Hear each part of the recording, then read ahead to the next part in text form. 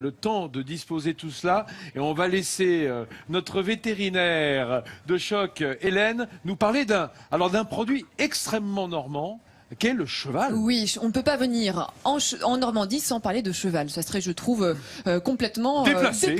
Voilà, oui, disons-le. Alors, pour parler de cheval, je pourrais vous parler de chevaux qui font des concours de saut d'obstacles ou de galopeurs. Mais j'ai choisi de vous parler des trotteurs. Oui. Parce qu'ici, nous avons un champion du trot qui s'appelle Pierre Lévesque. Alors, Pierre Lévesque est extrêmement connu. Il a gagné 5 fois le Grand Prix d'Amérique. C'est la référence dans le trot aujourd'hui, en France et même dans le monde. 3 fois en tant qu'entraîneur et 2 fois en tant que driver. Alors, petit rappel, qu'est-ce que c'est que le trot, les courses de trot, c'est un cheval, bien évidemment. C'est une petite voiture qu'on appelle le sulky et c'est une personne qui monte sur le sulky qu'on appelle le driver et non pas le jockey. Eh bien, nous sommes allés donc à la rencontre de Pierre Lévesque à Buzzeville-la-Bastille. Pierre Lévesque, il entraîne 80 chevaux dans son haras et nous avons suivi ses entraînements de sportifs de haut niveau. À peine 7 heures à l'écurie de la famille Lévesque, et déjà une dizaine de personnes s'attellent aux premiers soins et aux premiers harnachements. Le matin, avant de les entraîner, il faut voir si les jambes sont saines, si un cheval n'a pas un petit engorgement, une jambe qui est plus grosse qu'une autre pour une raison X ou Y. Malheureusement, il ne parle pas, donc c'est à nous d'être observateurs. Ce matin, Pierre va entraîner pour la première fois ses poulains d'1 an et demi, qu'il élève lui-même pour trouver le futur crack. Mais attention, la délicatesse est de mise. Les premières heures sont décisives. Ça le débourrage au début, puis maintenant il commence à travailler un petit peu à la piste.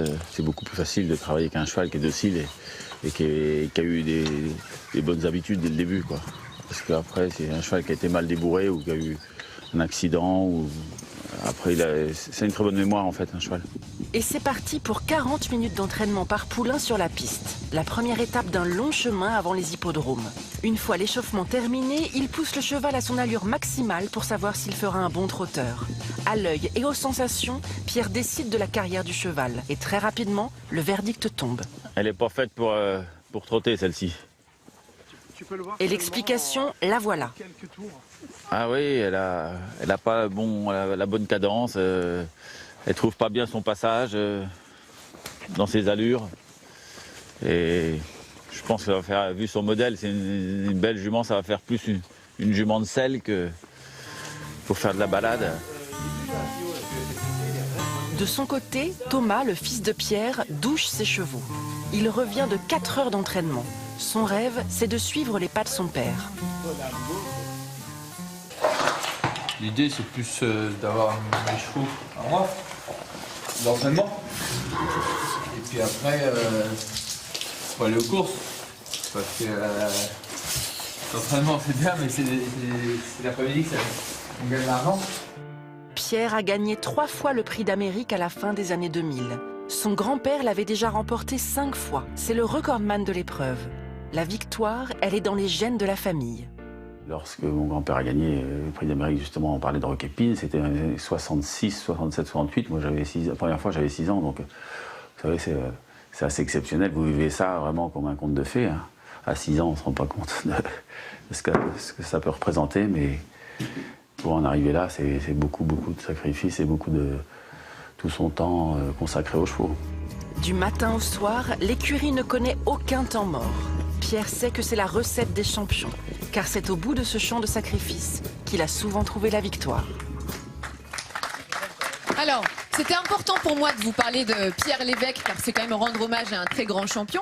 Et puis aussi parce que le trot, savez-vous qu'il est originaire d'ici, de Normandie? Ah bon? Oui, les courses de trot sont originaires d'ici. C'est pour ça que la Normandie, c'est l'origine du dadaïsme. Ah bah voilà, très bien. Oui, très bien. Alors là, nous faisons référence à un mouvement pictural, bien entendu, et intellectuel.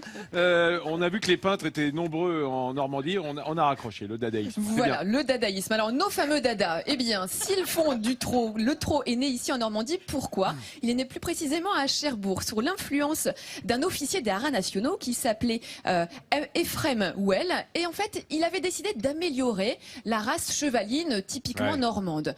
Pour l'améliorer, améliorer, il s'est dit il va falloir que je sélectionne ces chevaux. Or, quand on met les chevaux au galop, ils ont une allure un petit peu dispersée. Et donc en les obligeant de courir au trot, c'est une vitesse à peu près autour de 14 km/h, eh bien on peut voir plus l'allure du cheval et c'est beaucoup plus facile de voir si c'est un cheval qui a une belle foulée, etc. Et donc ça lui a permis d'améliorer ainsi la race, à l'époque, la race de chevaux typiquement normande. Donc c'est important de le préciser. Mais Hélène, c'est une contrainte pour le cheval. Si le cheval veut aller naturellement plus vite, il va passer en ternaire au galop. Oui, donc c'est un apprentissage, évidemment, c'est un apprentissage, mais le trot reste une allure qui est naturelle même pour le cheval. Mais c'est vrai que pas aussi vite que le galop. Et justement, eh bien, toute cette sélection des chevaux aujourd'hui, pour trouver les bons trotteurs, eh bien, il faut que les chevaux trottent vite, bien et également le plus tôt possible. Et sinon, ils vont être des galopeurs, des galopins.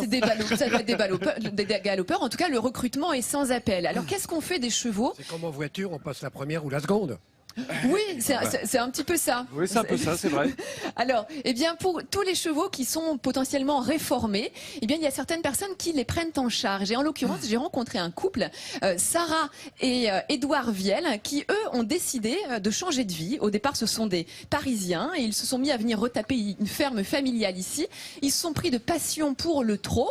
Et aujourd'hui, eh bien, ils proposent, vous allez voir sur les images, eh bien, de faire partager leur passion du trot attelé, comme celui-ci, au grand public. Ils organisent des séminaires. Vous savez, dans les séminaires, souvent, on fait des activités genre de l'acrobranche, du golf. Et là, tu découvres le sulky. C'est magnifique sur la plage. Et là, tu découvres le sulky sur la plage. Toi, Nathalie, t'en as déjà fait. Oui, moi, je suis impressionnée parce que j'en ai déjà fait. Et c'est vrai que t'es, alors, excusez-moi l'expression, mais t'es au cul du cheval, quoi. Oui, et c'est là, tu te demandes, tu vas pas être touché par l'arrière-train. Et non, et c'est chouette de le proposer aux gens. Et d'autant plus que la voiture, le sulky, c'est extrêmement léger. Donc, on a l'impression qu'on est vraiment pas stable. Oui, et qu'on va peut-être reverser. Et ça donne une impression de vitesse. Et ça donne une impression de vitesse. Il a beau rester au trot, c'est quand même, comme tu dis, on est au cul du cheval et c'est très impressionnant. Donc c'est une belle activité que proposent Sarah et Édouard Viel à Pennes-de-Pie, une petite commune du Calvados. Et ça peut faire naître des vocations. Merci Hélène. Bien évidemment.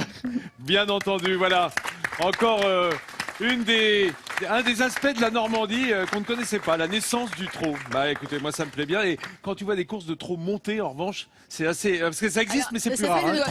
Ça doit pas être très agréable parce que le trot, c'est quand même l'allure la plus agréable qui soit. C'est en anglais, ça s'appelle le too much. Le too much en anglais, absolument. Merci Jean-François.